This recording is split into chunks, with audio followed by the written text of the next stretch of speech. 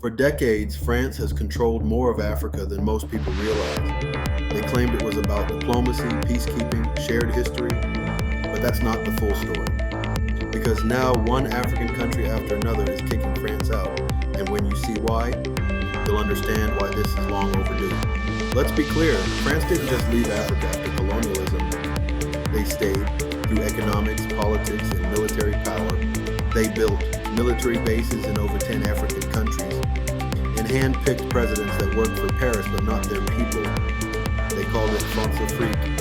But Africans started calling it neo-colonialism, and it was only a matter of time before the backlash exploded. In the past 10 years, France sent thousands of troops into the Sahel to fight so-called terrorism in Operation Barkhane. But instead of peace, extremism increased. Civilians were caught in the crossfire, and France began to look less like a helper and more like an occupier. Mali was the first to say enough, then Burkina Faso, then Niger, and they didn't just protest. They expelled French troops, banned French media, and cut defense ties entirely.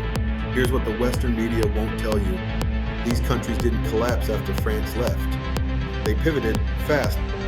Russia stepped in with weapons and military advisors, China with trade and infrastructure, Turkey with diplomatic partnerships, India with training and tech, and the people, they welcomed this shift because for once, African countries were choosing their own partners, not having them imposed by the West. France didn't just lose soldiers on the ground, they're losing access to uranium in Niger, control of currency in 14 West African nations, cultural dominance via French media and education.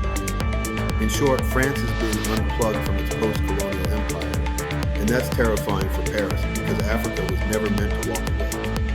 What's driving this Africa's youth? They're tired of seeing their nations exploited, watching their leaders beg for aid, and being told they aren't ready for independence. Social media became the new battlefield.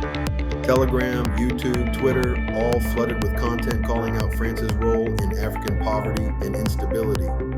This isn't just rebellion, it's revolution, powered by Gen Z and Gen Y. The West thought Africa would always stay dependent. France thought it could always play kingmaker. But Africa has made a choice, sovereignty over servitude. The leaders emerging now, Traoré, Goïta, Tiani, aren't interested in being liked by the West. They're focused on being respected by their people. And as more nations follow suit, France won't just be out of Africa, they will be out of relevance. Subscribe to Politics, Power, and Policy, like and share the video. And until next time, my friends, stay safe and informed.